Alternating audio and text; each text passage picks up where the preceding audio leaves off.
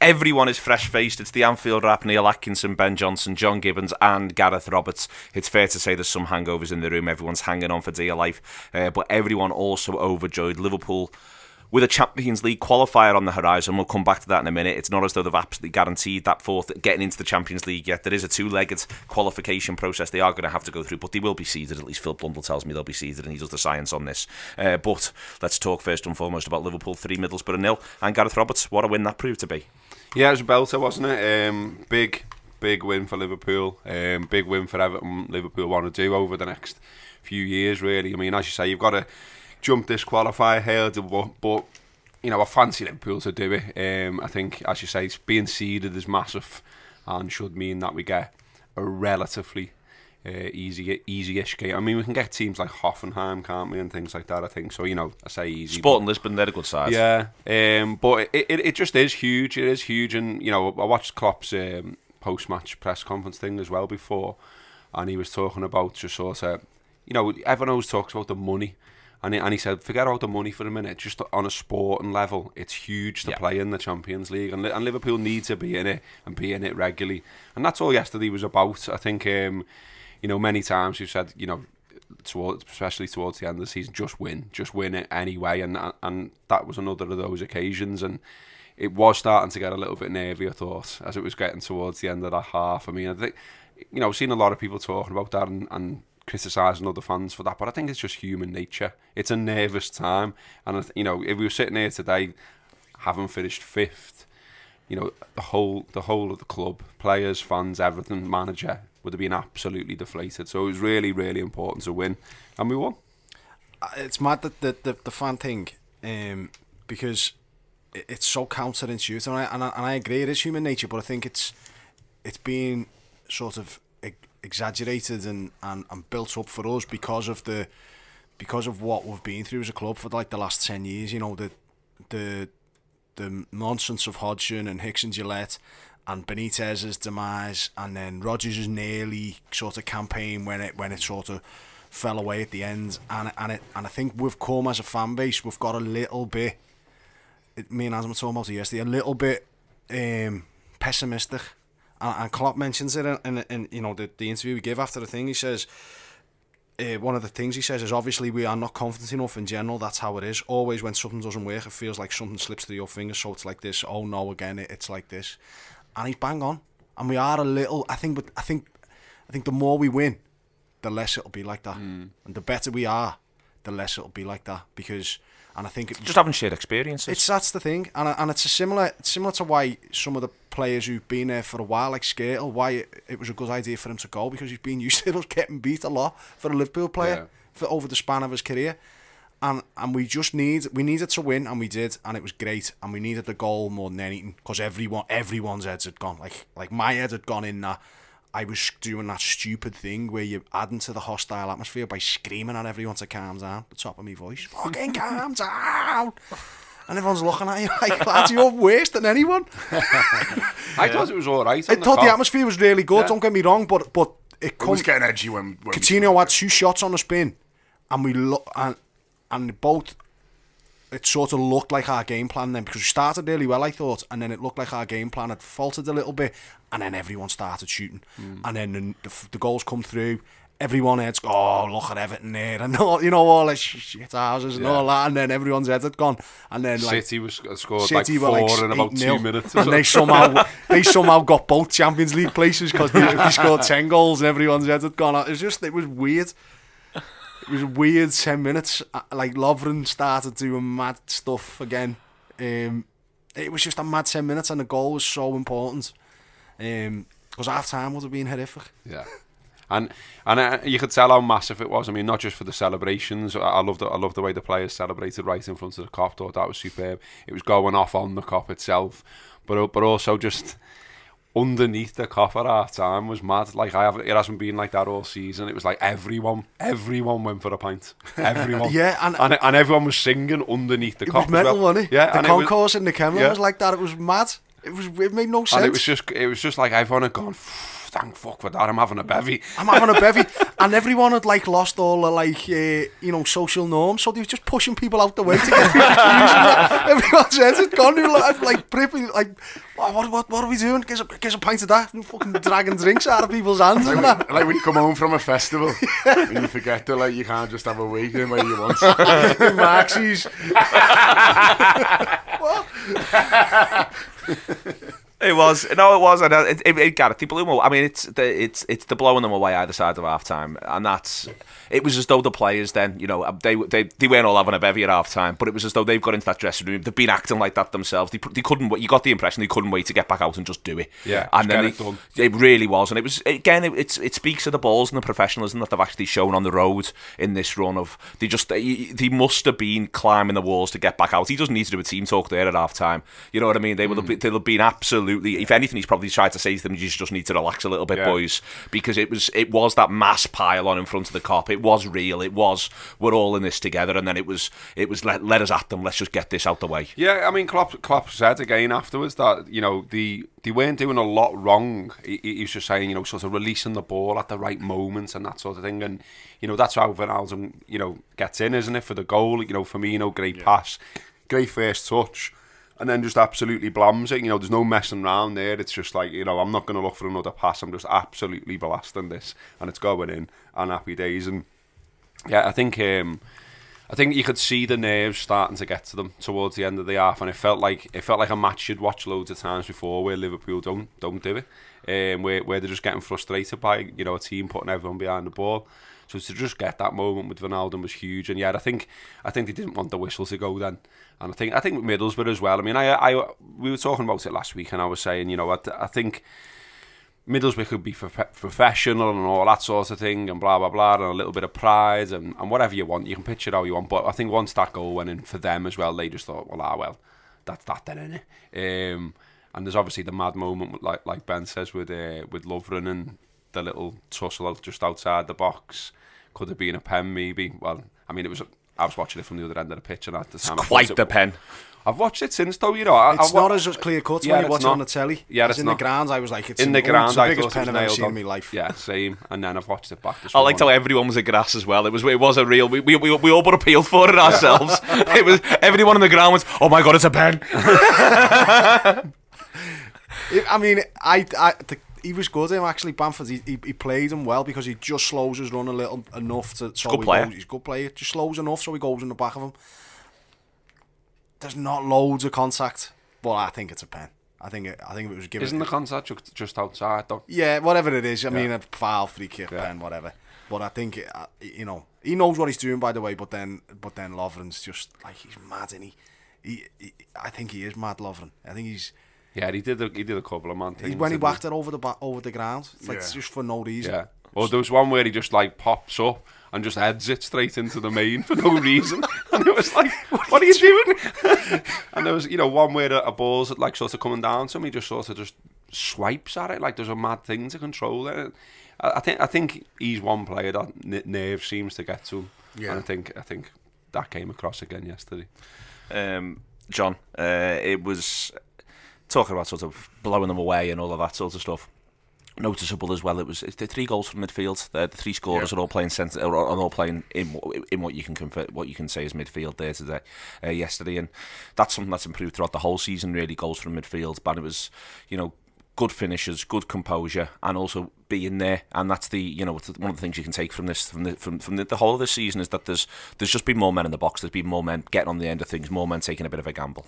Yeah, it makes a massive difference, and I think when Wijnaldum scored, I think that was the first time really one of the midfielders had gambled. I think before that they were a little bit too deep. I thought Coutinho was far too deep. I thought he was deeper than Chan a lot of the time, and you think, it's dropping back and there's taking the ball off the centre half, and I think, for a while they were just a little bit safe, and maybe it was nerves or maybe it was just feeling the way into the game, we don't know. But that Wijnaldum one was the first time where he goes to look to get ahead and gets his reward, and then after that I thought he was doing it constantly. Lallana, the goal, comes the third one. It's just getting men in the box, isn't it? And if he's not there, then it drops for someone else, and you think, you know, or we haven't, you know, they've defended it quite well or whatever, or you know, or we haven't created anything. It's just having that extra attacking player, and that's what you'd like to see throughout next season. Really, it's just to find a way to get as many attacking players on the pitch as you can, and obviously you need balance, and you know, you need the team needs to be set up well and set up right. But just having someone who you think, well, yeah, you can see how he gets in the box and I see how he gets me 10, then it's a massive improvement. You know, from what we've seen, you know, in the past, where, you know, there's just not enough lads on the pitch who you think are going to get you the goal.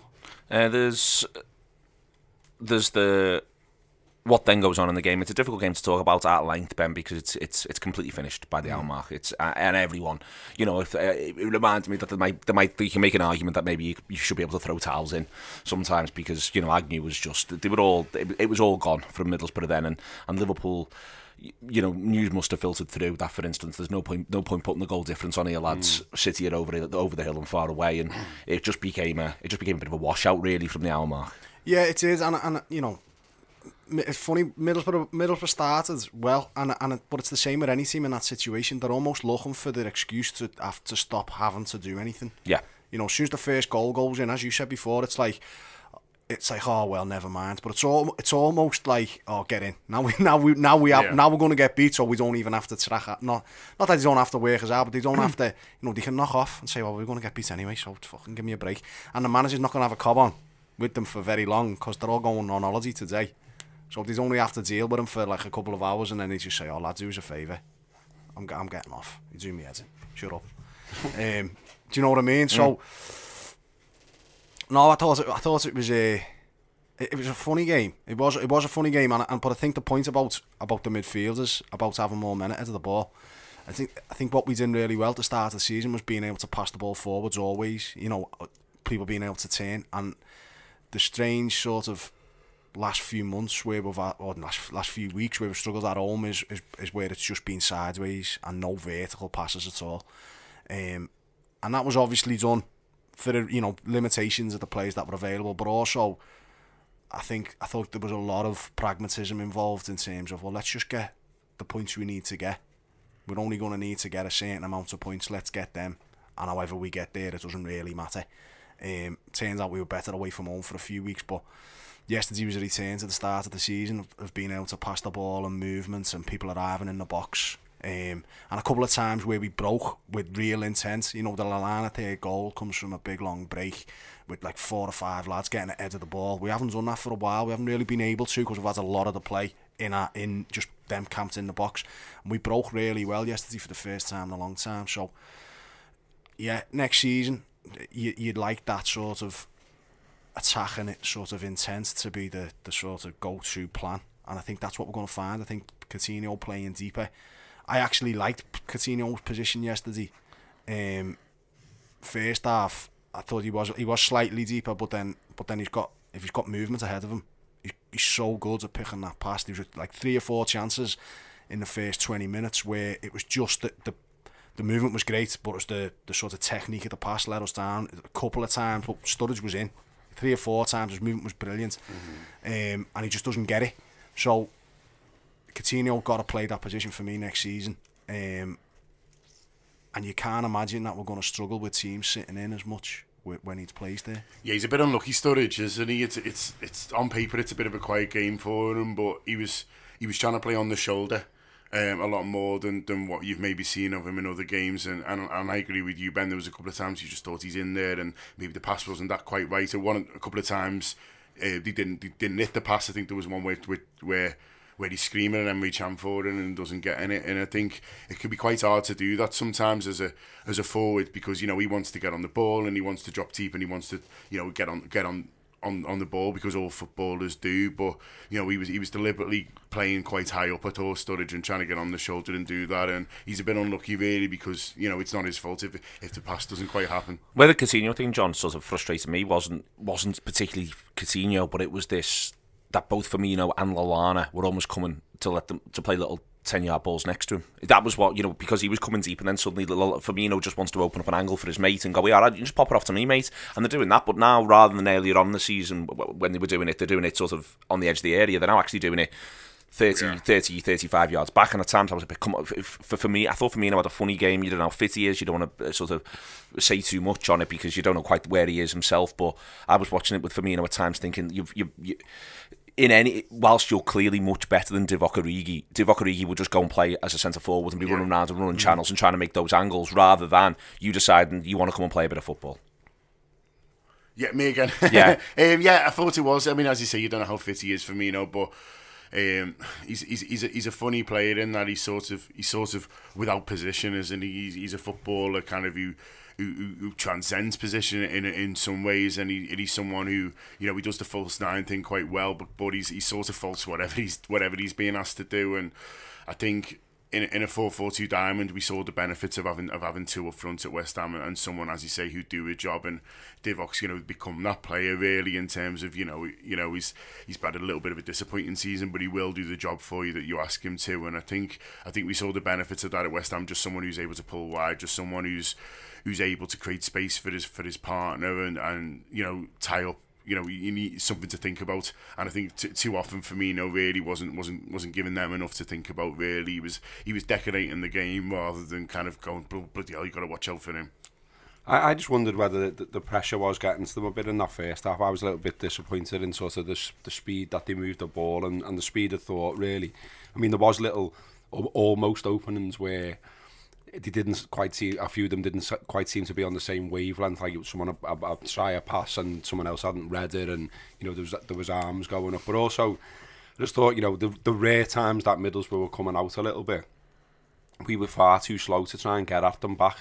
You know, it was as though everyone was being so deliberate with the passing and not wanting to fuck it up almost, that it was slowing us down. You know, it wasn't sort of intuitive stuff. It was just sort of, it was really deliberate passing. Like, I do not want to give the ball away here. And it was a mad game. I mean, I think you said before, like, it's almost a weird game to have a big conversation about because of the way it was and because of what it had riding on it. It was like as soon as the one's in, well, you know, it's done almost. And then you know, second half it was how much the Liverpool want to score, like how many did they want to score? Because if they really went for it, you know, Middlesbrough were there for the taking for an absolute cricket score, but as it was, they just got to 3, and then everyone just went, well, that's sound, innit?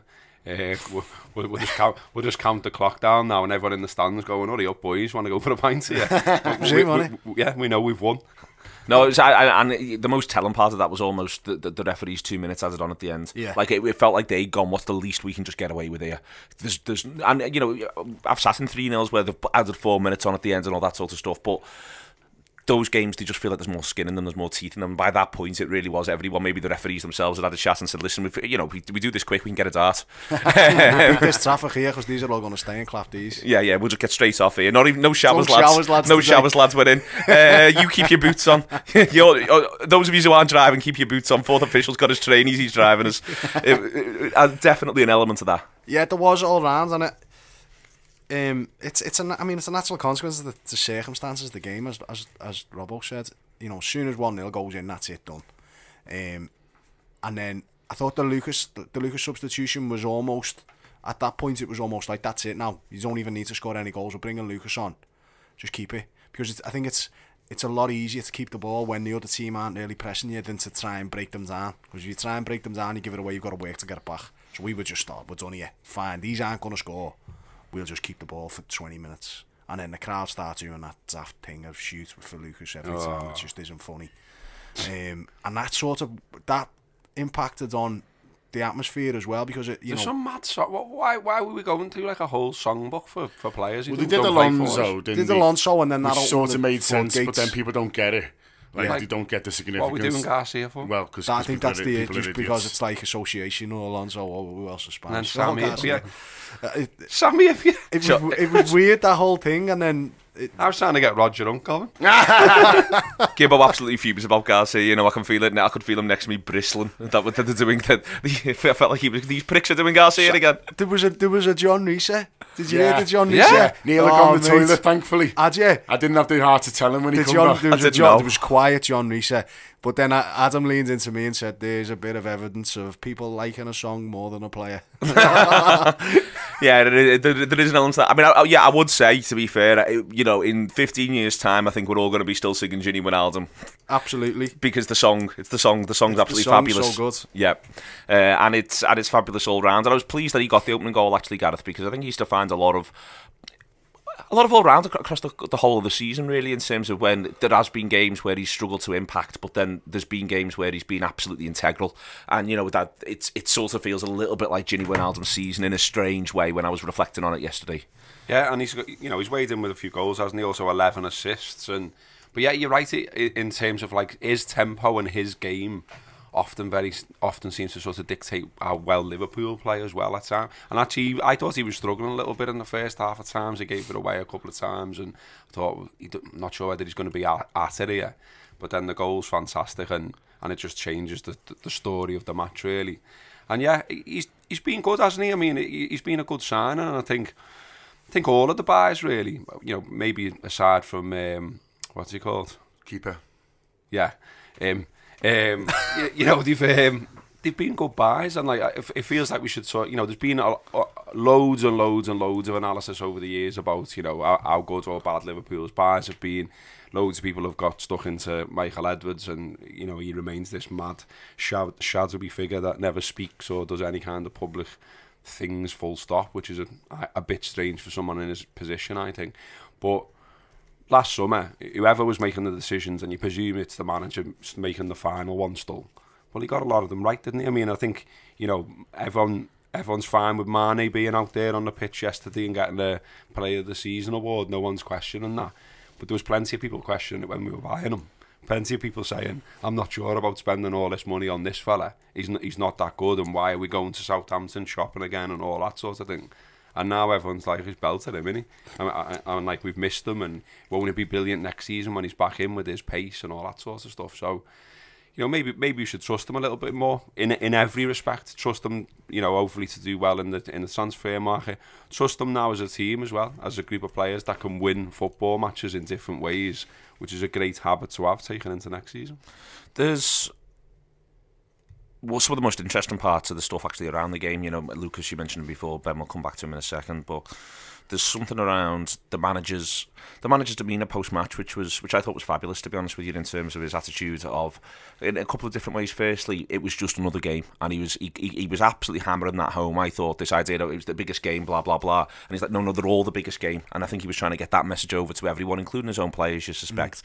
In that, the next thing that he's saying as well is that it's the bare minimum. This is the bare minimum of what we should be doing. So it was as though he was saying, listen, this is every season now, lads. For this to work, this has got to be every season. It goes back to what you were saying before. The more it happens, the more we'll all get back used to it again. But he seems very, you know, it is the idea that no, this is just what we've got to do, and this is the bare minimum. This is every season, and everything else comes on top of this now. The great thing about the manager, and the great thing about the comments after the game yesterday was it was echoing a lot of what I think as well, and you know, other people who you speak to think, in that this is a pivotal moment, I think, for Liverpool as a club, and they've got to grasp grasp the metal now and bat on, in terms of acting like the club that we are, you know. But the rewarding and the boss thing yesterday was Klopp saying the exact same thing. He's like, we're one of the biggest clubs in the world, and this is the minimum standard. This getting in this tournament every year, because we should be in it, because we're one of the biggest clubs in the world, and we've got to be one of the best teams in the world.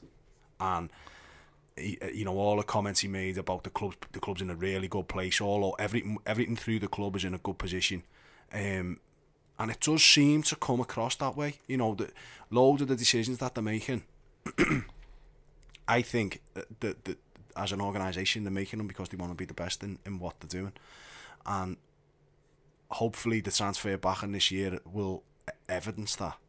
The brilliant thing about Klopp is he just cuts through all the nonsense and just gives you exactly what you want as a fan to hear.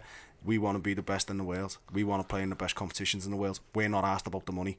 It's not the money. It seems like a bit of a, almost, I don't know if it's the right phrase, but like a bit of a final throw, if you like, because you basically got, at the time when we got Klopp was like basically one of the hottest managerial properties, if you like. You know, he was linked with a lot of jobs. He got our job. He come here.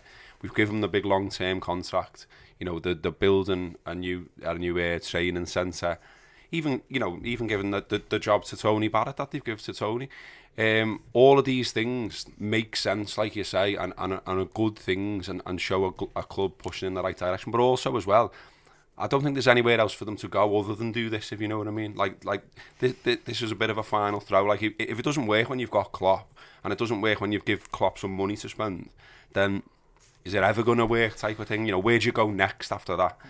But the other thing that he's throwing out, which I think is in there, and you're right, I agree with all that, Gareth. The other thing that he's throwing out there, though, is we can all look at this table at the minute, and you've got it in front of you printed out, and it's there's loads of little bits in the table that I think are interesting. But one of the key things is that Arsenal and Man United are beneath us, and one of the things again he's trying to say there is there's loads and loads of doubt in the Premier League as to who's going to come in the top four. Next season, Arsenal and Man United could be in the top four, and any two of the sides above them could be the sides that miss out for a variety of reasons. Injury crisis goes deep into all cup competitions. You name it, it could happen to any of the sides that are above us. You know, Chelsea have come from where they've come from, which was beneath us last season, to finish top.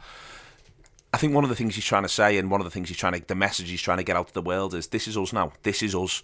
We're not messing about. This is us. This is what we're about. This is what we expect. And I think it's something that's going to be said to signings. A lot of this becomes about recruitment and getting new players and saying to them, no, you're coming to join a Champions League club, and a club that will be in the Champions League, because that's the thing we're going to ensure happens. Yeah, and that sells huge, isn't it? I mean, you know, obviously we romanticise our own club, and obviously we celebrate past victories and all that sort of stuff, because it's a club we love, and it's our club and everything else.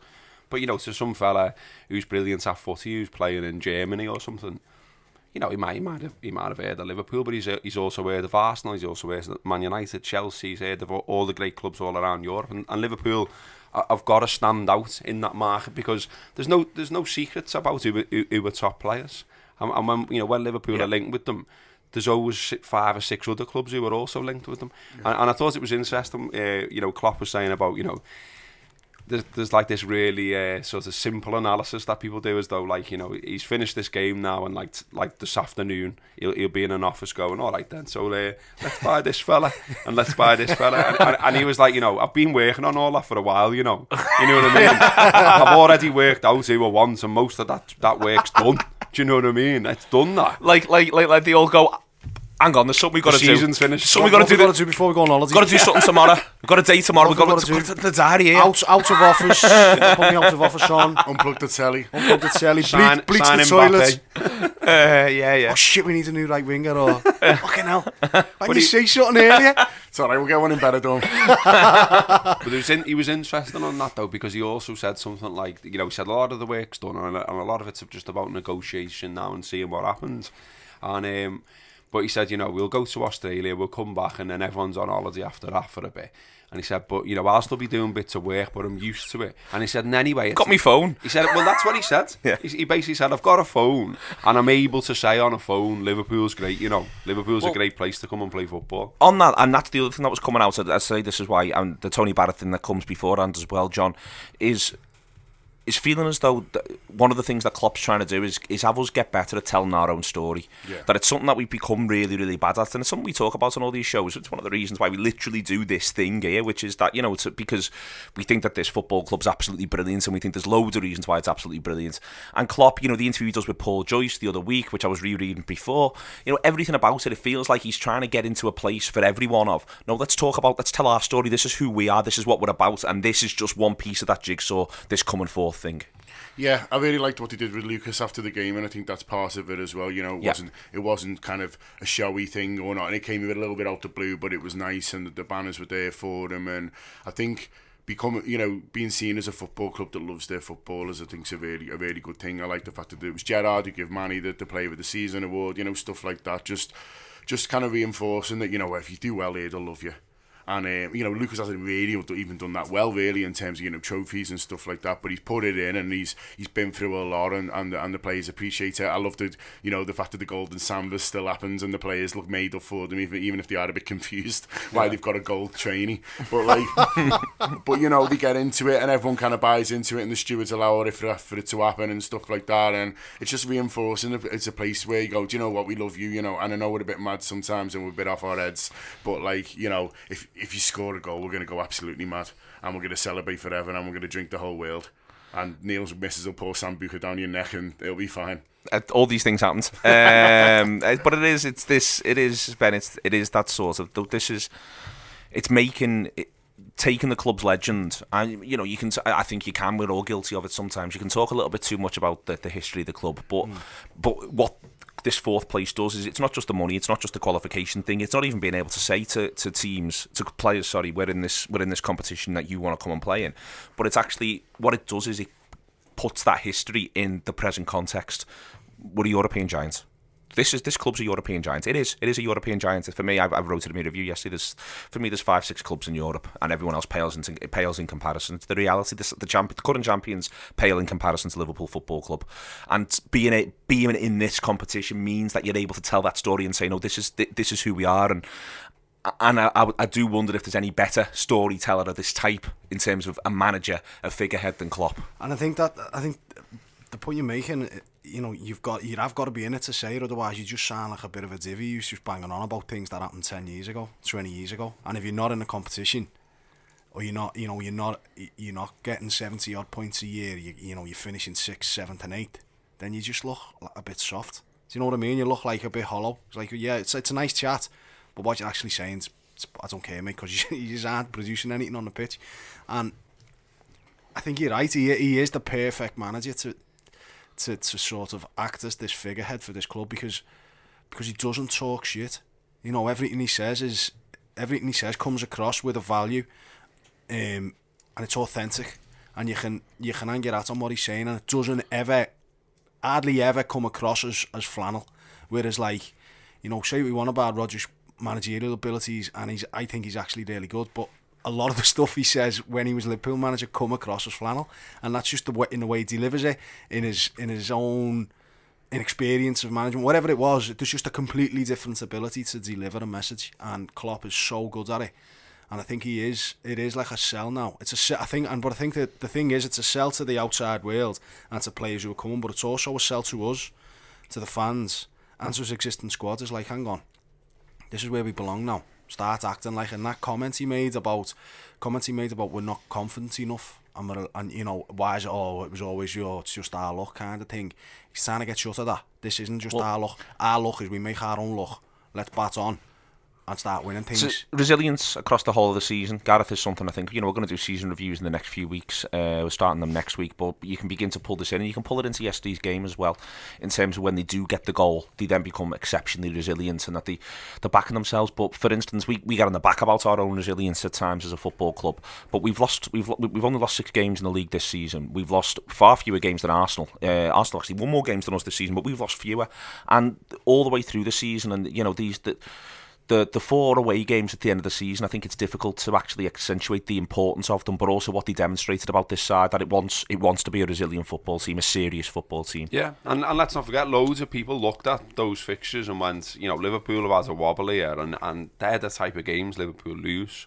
Going to Stoke and West Brom. What, for Monday night looked awful from a distance. All they did, and we were all, the mindset you're talking about there, that Klopp's trying to change, was affecting all of us. Because we were all going, how many times, and Klopp's pointed out before, it's a different group of players and all that sort of thing, but it doesn't matter. Again, going back to sort of human nature and what you've experienced as a fan, just for whatever reason, you've started to think it's like in our DNA a bit now to lose these type of games, to get bullied, to not be able to get over the line, and so to do this that's why it's so important. I mean, it is a little bit weird. And some lads started having a go at me on Facebook because I put that in the little Facebook post on the final whistle. But it is a little bit weird to just get 4th, and then it's like, well, we've got to play off. And there's no, there's no cup, there's no, in 20 years' time, you're not going to go, well, remember that time when we finished 4th. But it is pivotal, like Ben said before, it's huge. It's only the 2nd time in 8 seasons that, we've had a shot at the Champions League. And that's not good enough for Liverpool. So, Klopp saying the right things in terms of now, okay, we've got this chance, but take it and get up to a higher level now and stay there. And I think what we also haven't said on here, and which is brilliant, is basically doing what we've done yesterday. We've made Arsenal the crisis club now. They're slapped all over the front and back of newspapers with Wenger's face, gutted, and all the fans kicking off, and Wenger even starting to blame the fans now, which is a really bad move for him. That's that's proper Hodgson's gear. That so the and it's fantastic to see because they're a great club as well. And they've been in the Champions League, every year since 19 years. But the mad thing for them is they've done exactly what they always do. They've got 75 points. Yeah. And that would have qualified it's more them. than they got last year. Yeah, that would have qualified them every year for the last 20 years. So Yeah. they haven't changed. It's just that the competition's got harder. Yeah. And so it's it is a big deal to finish in the position where we finished because the points we've took, it's like... Well, last season it got you comfortable second by 2 wins. So it's a lot of points. And the thing about, you were saying before is that there's going to be movement across that top 6. Well, there will be, because someone at some point, if you're going on this year's standings, we might get 76 points again next year. And so fourth place might be 79 if United get their act together. Yeah. And, Arsenal have changed the manager or whatever. They don't, they'll just get 75 again. That's what they do. Or 73 or whatever it is. But it's a hard thing, our league, innit? And you've got to be really good, and you've got to accept the fact that I think there's a difference between saying we're going to be Champions League every year and saying, hang on, what we're going to be is really good every year, and we're going to win stuff, and we're going to be in the position to qualify for the Champions League every year. The resilience thing, come back to you on that actually. The resilience thing's interesting in this across the board in this, because there's resilience in games, and then there's resilience game to game. In that the champions lost 5 games.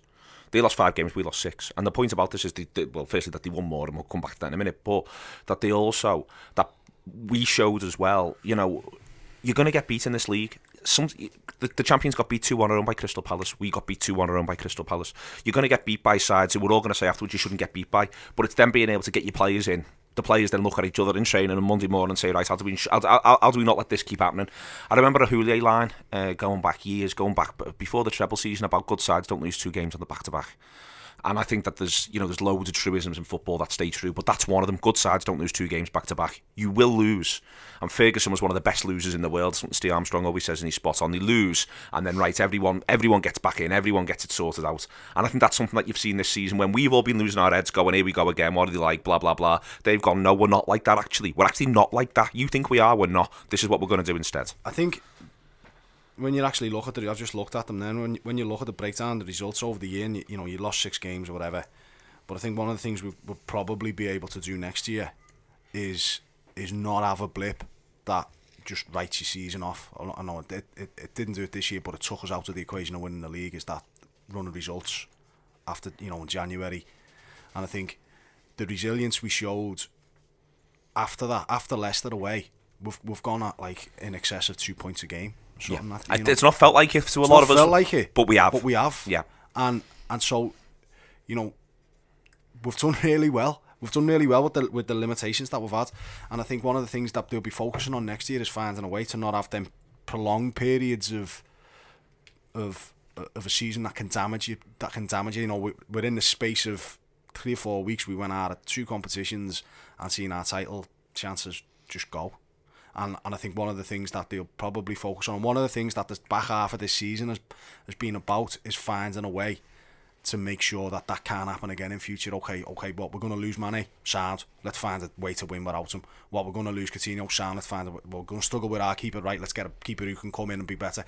All of them things are learning blocks, and one of the things Klopp always says is the process of being through this development is about learning for next season, and he constantly brings everyone to that, even the fans, everyone to the same thing. It's about next season. So what are we going to do next season? Well, we'll use the experiences from this season, and we'll make sure that we don't repeat the things that happened last year. Because, next season, you would think that we're not going to have the same level of success as we did over the top 6 teams, because it was phenomenal. So next season, we'll have a different challenge, because we'll lose some of them games, because you're bound to. It's just the law of averages. At some point, Man City beat you. Man City will beat you because they're just better on the day, because it's a toss of a coin. You're both really good, and someone's going to get the luck of the draw, or someone's going to get a pen, or whatever it is. So next season will be a different challenge about, well, let's just batter everyone, and then we'll see what happens in them top 6 games. And I think what they're going to try and do is find a way to win games all the while, instead of having that little period. And I think they'll have done a lot of work on what went wrong in that period. And he mentioned it again yesterday in that interview afterwards. So it's clearly something that they've thought about, and it's clearly something that they'll continue to think about. Again, it's not like they're just all having a meeting now and That's not going, like all No. what do we think of the season then, lads? Yeah. It was all right. Wanted that in the middle, was mad, really. Let's have a chat about that now. You're right. It's right. It's an ongoing process. These are serious men, and I think that's the main thing to take, John, is in general. But we're going to have a laugh in a minute. 'Cause I'm going to talk about them going to Australia, which I still think's mad, and they're going to have a hell of a pint somewhere. But there's the football club. It's got a seriousness of purpose. You feel as though most people there are enjoying the work. It's not that it's not a laugh as well, but there's a genuine seriousness of purpose, and that's one of the things you can take from the whole campaign.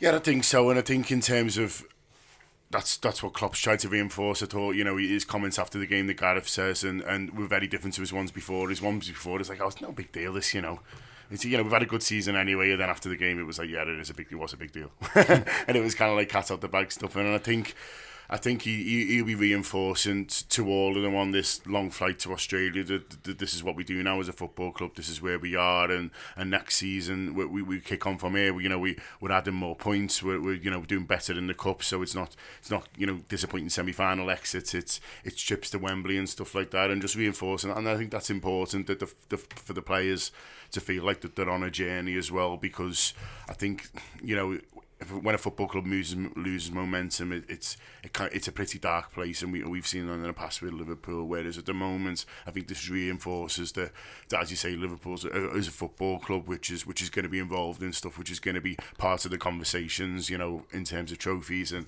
everything that we want them to be. You're happy about that, aren't you? All of that, yeah. Yeah. Absolutely agree. No, because this is something you talk about a lot across all the shows that you do and that we do, and you're very into the club. Like I am, the club absolutely throwing its weight around and throwing its weight around in every sense, and throwing its weight around internally, and throwing it and just going, no, this is having balls. This is who we are. It's what we're about. And I think Klopp's that's why Klopp remains the perfect fit for the job, because as Ben was saying before, you just you believe him. And you look how he reacted to that first goal when it goes in. He's like, tearing his own hair out almost, just going like, "This is boss." You know what I mean? and like that's what it means to us as well. And so you don't look at him and you don't look at his team. All of them, we were like very quite serious and determined fellas, and think, they're not doing their utmost to try and get Liverpool to where we want them to be. And the club just does feel in a good place now. And I know you mentioned it briefly before, but I wanted to make a point on the Tony Barrett appointment, in that, I know Tony personally, I've worked with him and he's a mate. And I know that he will not be in that role that he's been appointed to a patsy to the club. He will represent fans, and he will be honest to the club about what they've done good and bad. He wouldn't have took it, would he? No.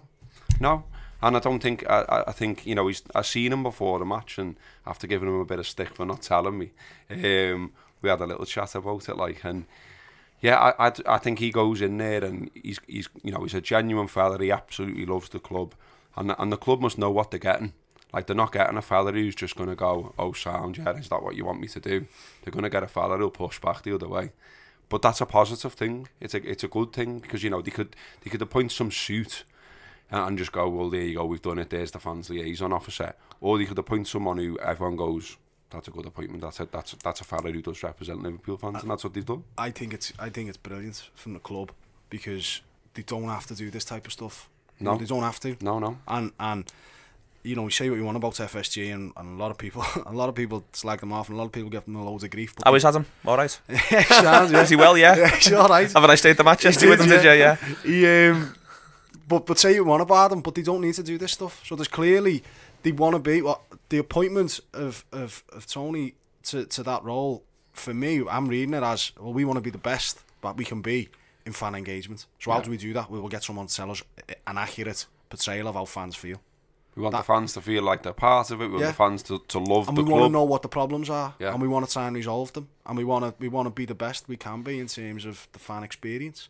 And for years, football's felt like that's the last thing that anyone wants. In charge of a football club, they're not asked about the fans, most of them. And so this is like such a good thing for the club, And as you say, he wouldn't have took it if he didn't feel able to, that they want. We'll have had a brief, whoever it is, he'll have had a conversation. What do you want me to do? What do you want me to do? What do you think the role is?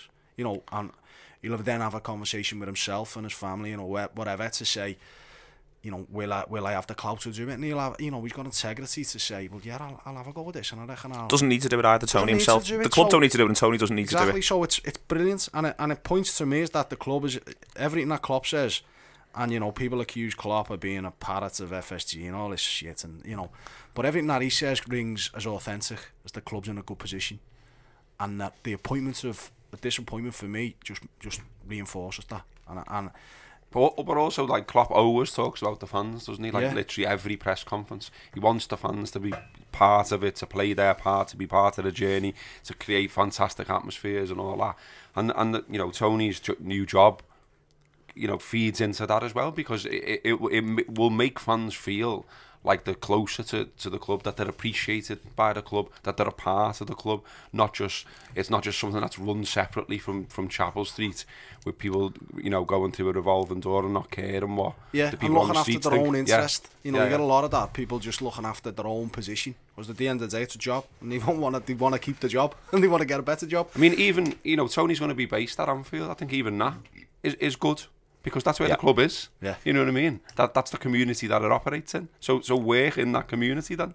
You know, I'm not a big fan of them having a city centre office. I think they should be based at the club, but you know, that's just one little side point. But so when he said, no, I'm going to be based at Anfield, I was like, that's great as well. Yeah. You know, that makes sense. Posh. Could be on his own. Just knocking around in a big massive stadium, yeah. Put a set of desk up on the halfway line. Massive set of keys. Also, the other thing you can take from it as well, as we said yesterday, you know, if you've got to get someone to keep a secret to save your life, I'll pick Tony Barrett going forward. And he ends up doing the grass. Just because you wouldn't be able to resist, would you? Yeah. Sat on a big lawnmower. You bossed that, wouldn't you? I always wanted to go with that. Do you want to have a go with that too? Yeah, I want to go. Me, Tony. I might too, you know. I seen a fella the other day. This is off like that. This is off just completely mad. But I was driving back from somewhere anyway. I'm driving down the new link road to Formby, and there was a fella cutting the grass with a remote control, like grass lawnmower thing. Whoa. But I mean, it sounds posh, doesn't it? But he was walking behind it. What's the point? And I've done the same journey like a couple of days for work, and he's only done like one little line in the grass. And it took him like a week. And then I was phoning my birds every week. Oh, this fella's here again with his lawnmower. It's just like cutting one line. No, it's crap, this, isn't it? Batteries have gone again. Walking behind in full PPE, fucking helmet on and everything, like this thing's going to run him over. It was amazing.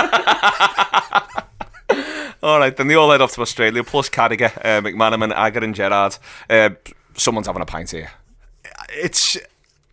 It seems like, you know, they must, you know, imagine being a player and you think, right, the season finishes on a Sunday, and the clock, the manager's like, oh, we've got to go to Australia, we've got to do it. Yeah, the club are like, come on, it's weird, like 3 or 4 million quid, whatever, just do it. The Australian fans, they love the Reds, they want to see you. They want to see you, just do it, it'll be sound. And it seems like they've gone, alright, how can we make this as boss as possible?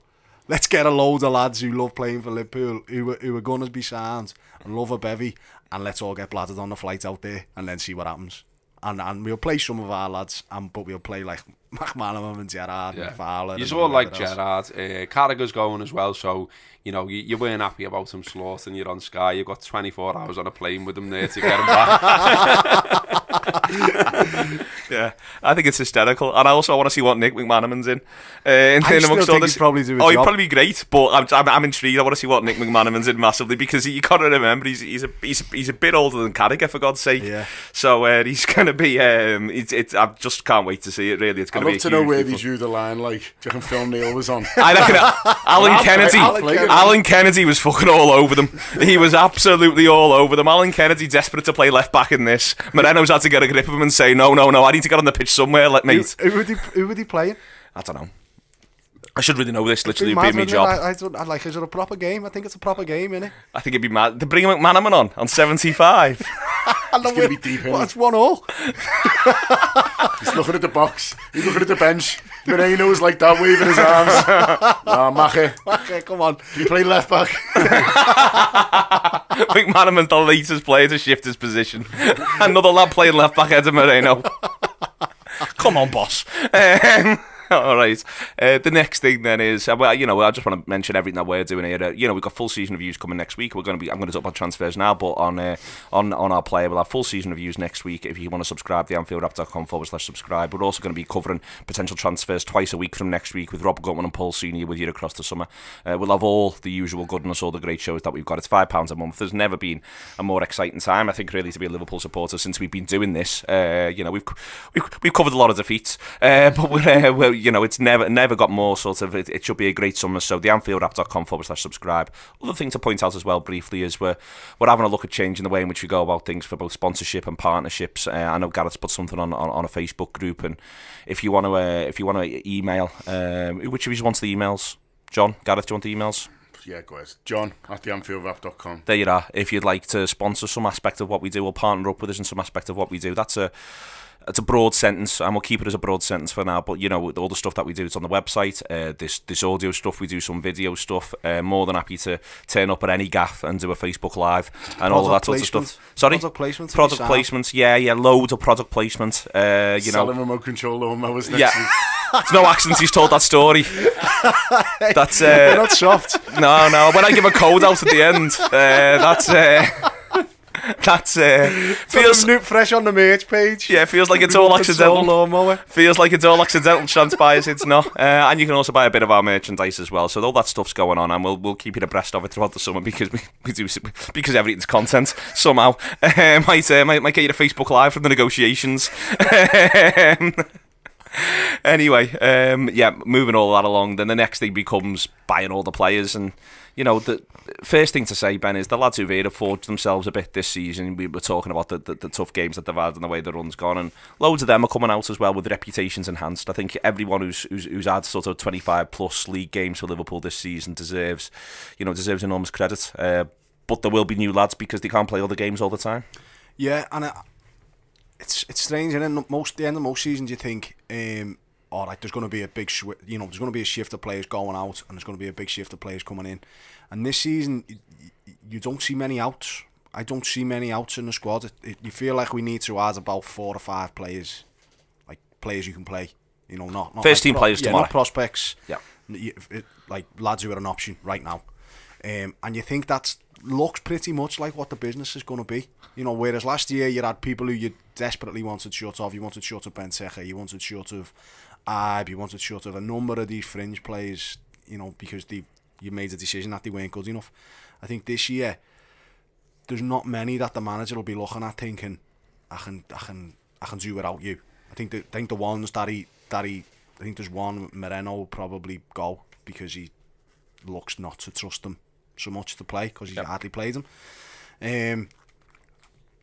You struggle to think who else, maybe. Like Kevin Stewart might go. Kev Stewart, Clavan maybe. Clavan possibly, but then I'm not sure. I think we'll buy a centre-half, but I think... You think we'll keep Lucas and Sturridge?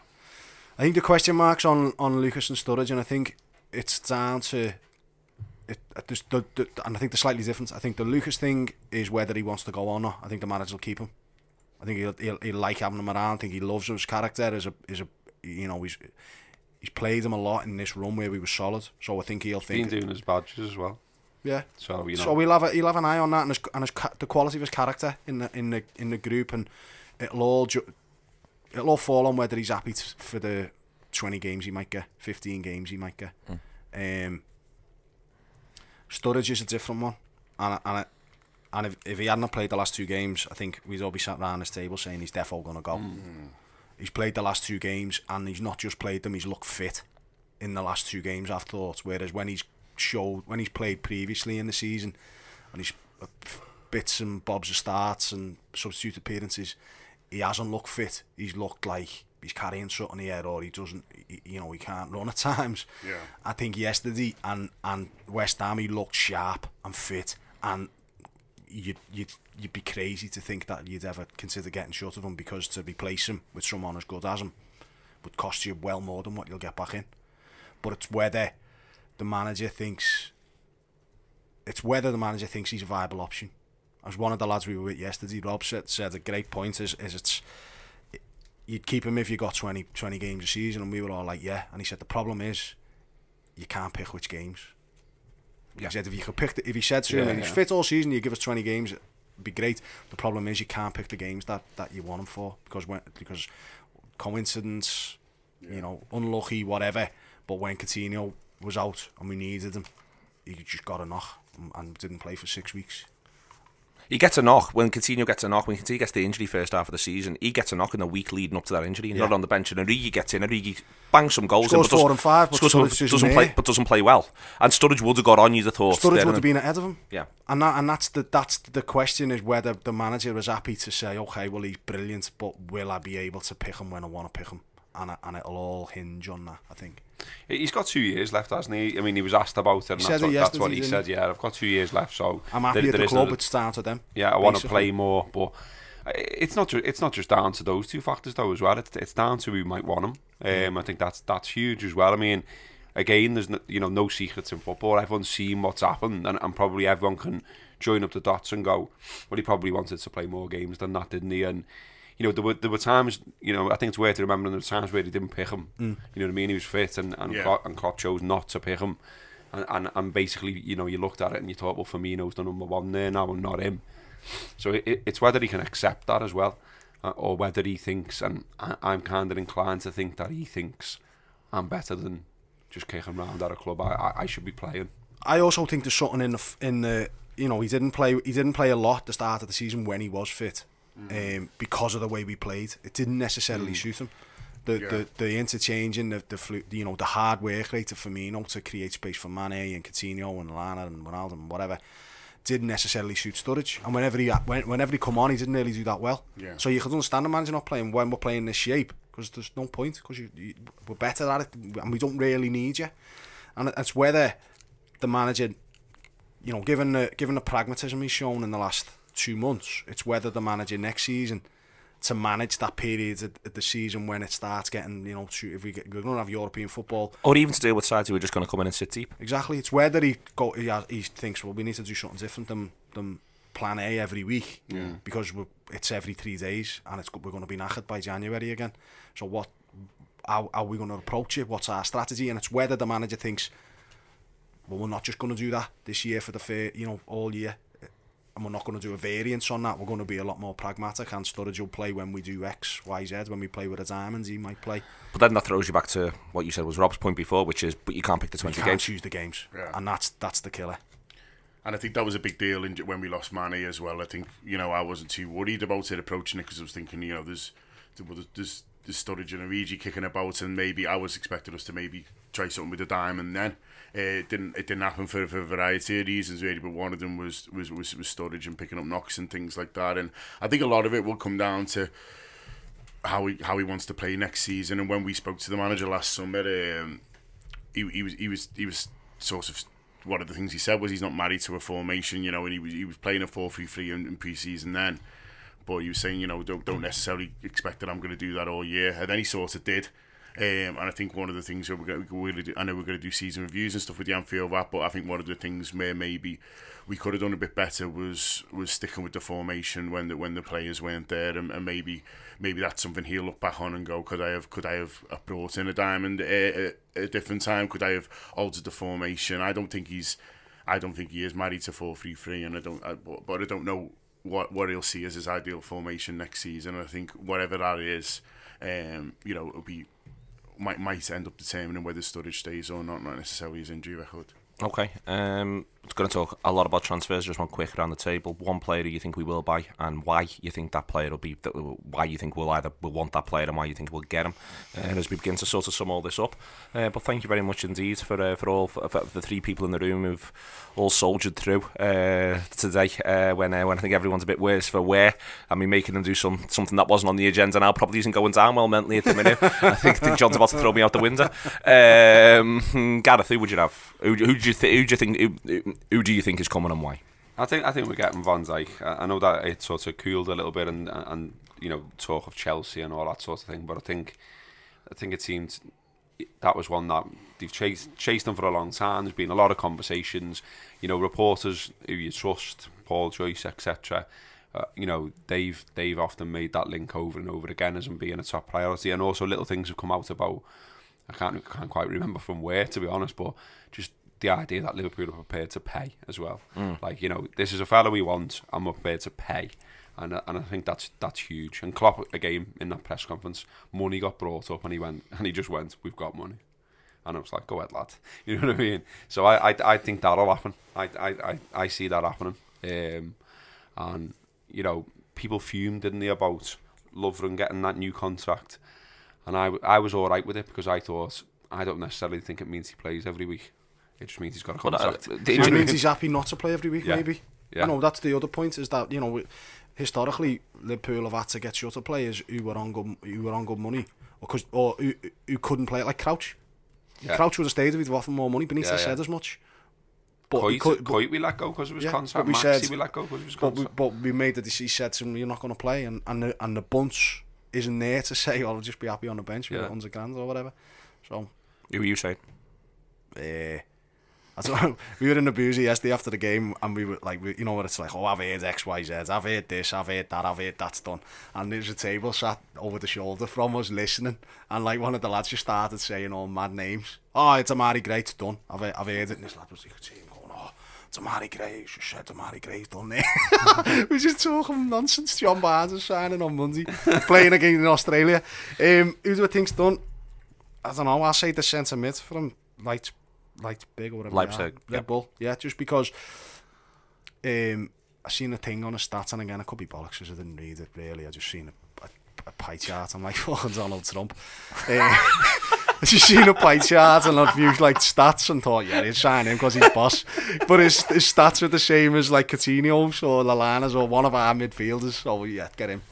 I think that's what it might have been, the fella who's the head of the scouts, Michael Edwards or whatever. So funny it is, like, you know, this is in all documentation that the rumour came out that they got to keep mentioning Donald Trump's name so he pays attention, and it very much feels like the same could be said for you throughout the world. Like, I agree with that. Yeah. So get him. Gonna get slaughtered here, aren't we, by all these lads who say we should watch every football match 4 times and know about every single player we've been. Yeah, he doesn't even know what the name of this fella is who plays centre mid for Leipzig. I didn't even know Leipzig are. I said the name wrong and then just clarified it with Red Bull.